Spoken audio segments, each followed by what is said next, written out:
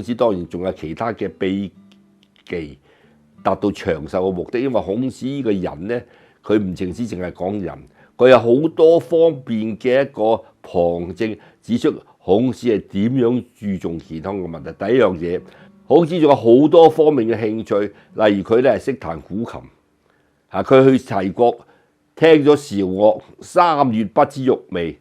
音樂可以養生。唔淨止係仁者壽，仲有佢嘅問題，佢係好有各方面嘅技能，佢係禮樂射御書數，又係射箭專家，又係詩歌專家，係修訂呢個《詩經》。咁亦都係咩？仲有喜歡咧，就係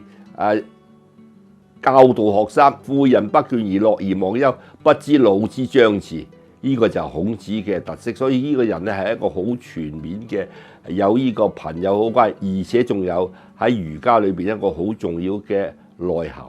就係中庸裏邊講嘅喜怒哀樂之未發為之中，發而皆眾節就為之和。呢個和呢樣嘢咧，而家孔子所講，佢話禮之用和為貴，但係問題和喺我哋嘅易經嘅概念係代表一種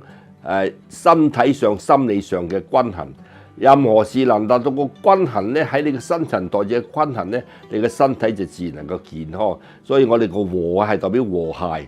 代表和平，代表呢個係和悅，代表呢個係祥和，代表中和，全部都能夠完全令到我哋有呢個咁樣嘅好處咧。所以我哋講嘅儒家裏邊嘅養生咧，通常我哋講嘅係你注重除咗個道德健康，仲要注重埋其他嘢。如果你唔注重嘅話咧，咁你即使係仁者，你都未必能夠一個健康嘅身體。